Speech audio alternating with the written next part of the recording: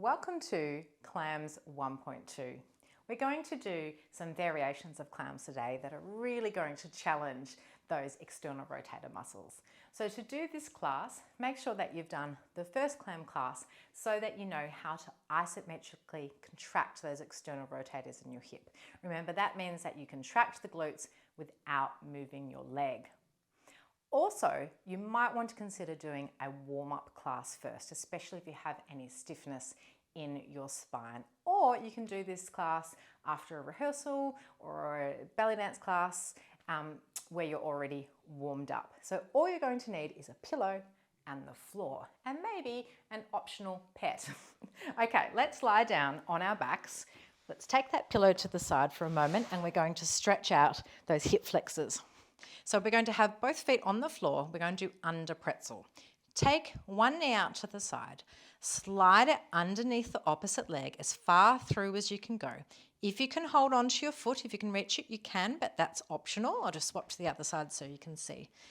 We're going to take the same arm as the stretching leg up over the head and squeeze the glutes of the stretching leg. Now, if you have a shoulder problem and it's uncomfortable to have your arm there, just bend your elbow, bringing your hand down towards your head. If you have arthritis in your hips, that stretch is probably not appropriate for you. You can roll onto your side, take hold of your ankle, and make sure that that knee is in line with the hip and not up here. If you can't reach, you can hold on to the bottom of your leggings or your sock, or you can wrap a strap around your foot and use it as like an arm extender. That's your variation. You can also do it lying on your tummy, like so. If you don't have arthritic hips, keep holding in that stretch, long from the tip of the knee to the tip of the fingers. Let's slowly release. We're going to swap to the other side. Take the knee down to the side, slide the foot under, hold onto the foot if you can reach. Same arm up over the head, either straight or bend your elbow if you have shoulder problems. You can also keep your arm right down if your shoulder doesn't like having that arm up. Squeeze the glutes of the stretching leg, opening up through the front of the hip. Should feel that strong stretch somewhere between your knee and your waist. You'll feel it where you're most tight, either in your quads near your knee or in your hip flexors closer to your pelvis. Keep holding. Of course, you can do the variation, lying on your side or lying on your stomach. Let's slowly release, and then you're going to pick up your pillow and we're going to lie down on our side with our feet in line with our hips or slightly behind. We want to make sure that pelvis is in neutral when we're lying on our side so that there's a gentle curve here and you're not curled up like you're going to sleep. We're going to place our hand, find your sitting bone, and then move your hand up about an inch in the fleshy bit, and we're going to do some isometric contractions. Remember, if you need a little bit more explanation for isometric contractions, go back to Clams 1.1. We're going to contract and release, contract and release. Now, if you are feeling very confident in your pelvic floor now, you can include your pelvic floor contraction at the same time. It's not super essential. You can do these exercises without your pelvic floor. So you choose whether you want to do just contract and release or with the pelvic floor. Let's do two more. Remember, we don't want anything at the front of the hip. So sometimes it's worth putting your hand at the front of your hip and contracting and making sure that these aren't switching on.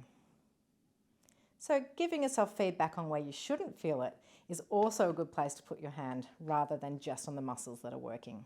Okay, let's go into some clams. Remember, we're only going to lift our knee as high as we can keep our pelvis still. Doesn't matter how high you go.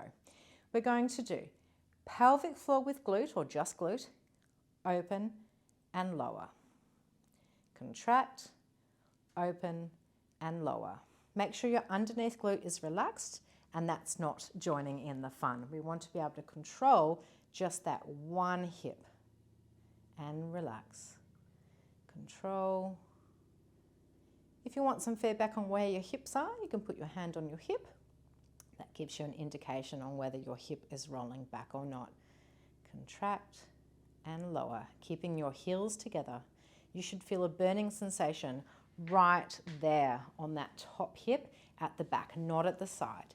If you're getting it at the side, move your feet back a little bit further and try with your feet back a bit further. That's often enough to get these side ones switched off. Isometric contraction, lift and lower. Let's do one more. Starting to burn now. Should be a burning fatigue sensation. Let's move on to Clam Twos, which is new. We're going to lift our feet off the floor but keep our knees down. You're going to stay long through the top side of your waist and long through the bottom side of your waist. So you want to send your hip down that way and pick up your waist off the floor so that that torso is nice and straight and we're not sinking into the waist. Now, we're going to do exactly the same thing. We're going to contract, lift and lower, but we're keeping our feet up. Now, you'll feel like you can go higher in this position because what you can do is cheat with your obliques and you can get higher. But that is cheating and cheating is not allowed. So long through the top side of the waist. You'll probably find it burns more than the first version. Now, if you can get your underneath glute to switch on and stay on, that is quite handy. That's just a little extra that you can try if you feel like you can control. Because we're still wanting to release that top hip and then engage before we lift. Relax the external rotators, then engage. Relax, engage. Are you feeling that burn? I certainly am. I've already done a set of these this morning, so really feeling it now. Not sure how many we've done. We're aiming for about 10. Let's do one more. We might have done more than 10. That's okay. And let's relax down. Let's roll over to the other side and we'll start that set again on the other side. So we have our feet in line or a little bit behind the hips. We have our hand on our external rotators. We're visualizing doing the action of lifting the hip without actually doing it. So isometric contraction and release. You should feel the muscles under those fingers become firm and release. Just on this side, not on that side. Contract and release. You'll probably find that one hip is more cooperative than the other hip. We don't want the front of those hips to turn on, so you can put your hand there if you need feedback there, or you can move your feet back a little bit further.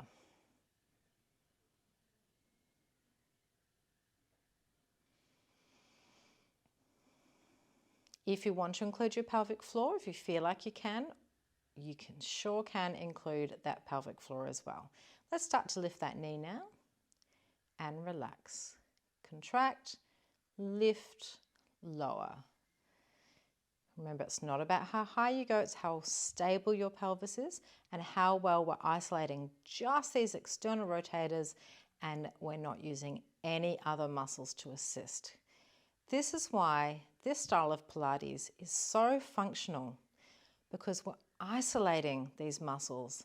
By isolating them and strengthening them in their true function, we are improving the way our joint operates, the way it supports the leg, the way it supports the spine.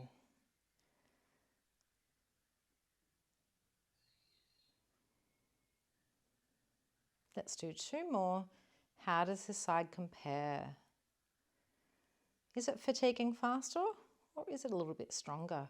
Let's lift those feet up now. Knees are down. Long through the top side of the waist. Pick up your underneath waist off the floor. Contract, lift, lower. Contract, lift, lower. And you can switch on this one if you can. There's a few little things that you can do to make it a little bit more challenging for you. Sometimes I also add bands around my thighs, the resistance bands, or you can add ankle weights as well. But we don't want to add extra weight and extra resistance until your technique is perfect. It's not about how much resistance we include. It's about getting those muscles to do the correct action. Ooh, starting to tire now, starting to burn. Also, you don't have to do as many as I'm doing. or you can do is 4 great ones and then have a rest and then do 4 more. Feel free to do that. You don't have to do 15 in a row. And let's relax those legs down.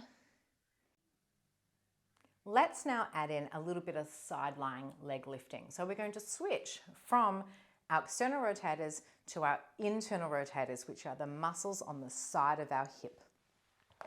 We're going to lie down with our head on our pillow again, and we're going to set ourselves up in the same position.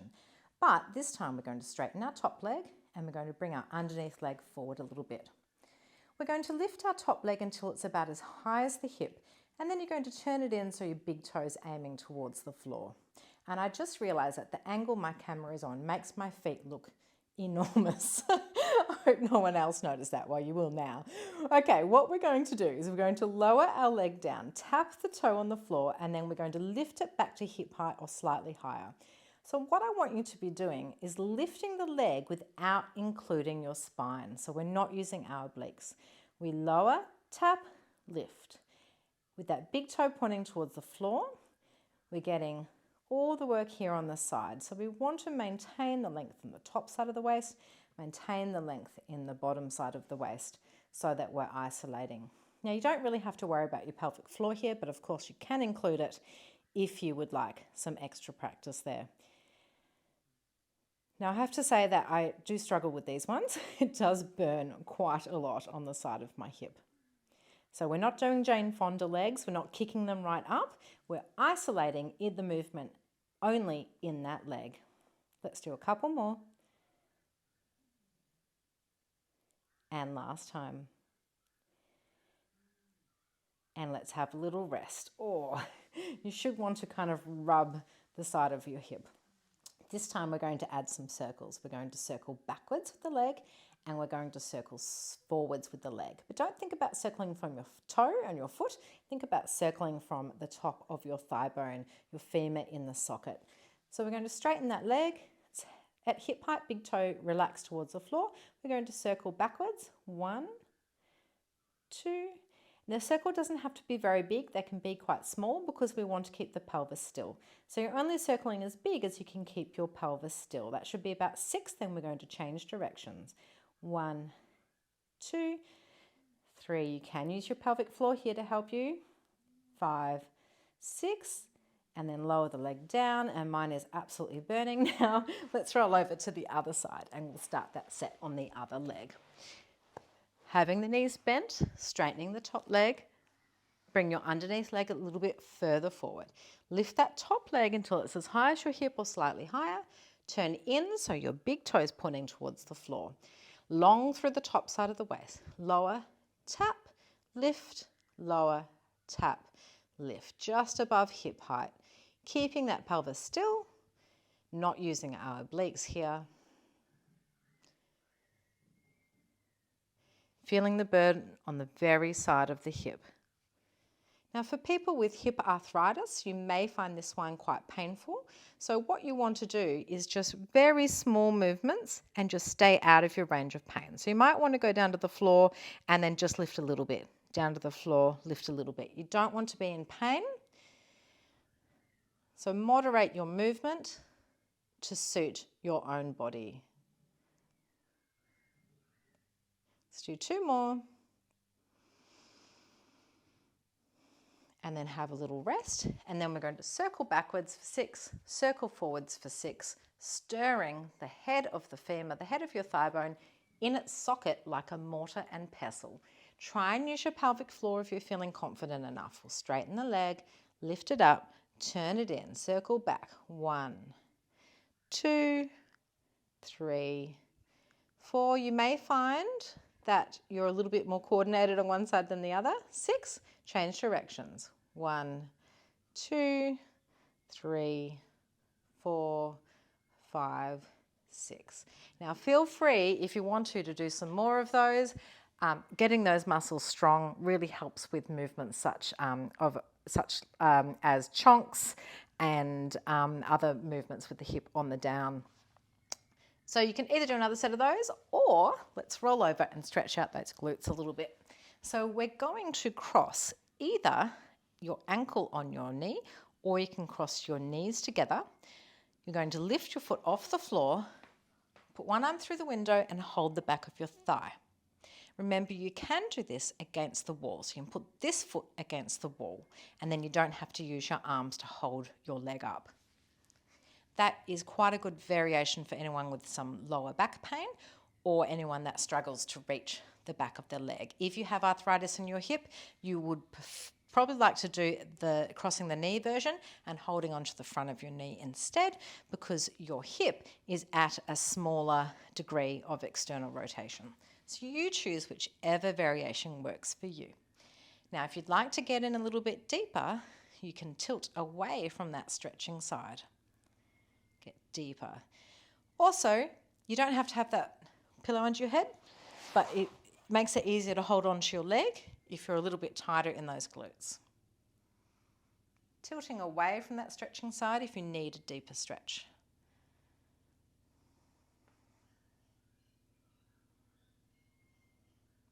We can also do some rocking, so we can rock away and back to the center. Away, so side to side. Rocking away from that stretching leg. That is optional, you don't have to do rocking if you don't want to. Let's switch to the other side, either the ankle and the knee or the knees together. Lift up those legs, either hold on to the front of your knee or put one arm through the window, hold on the back of the thigh for our over pretzel.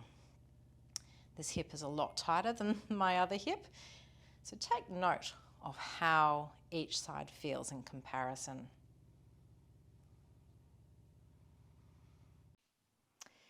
If you find you're really tight in your hips, you might like to do these stretches before you do your set of clams.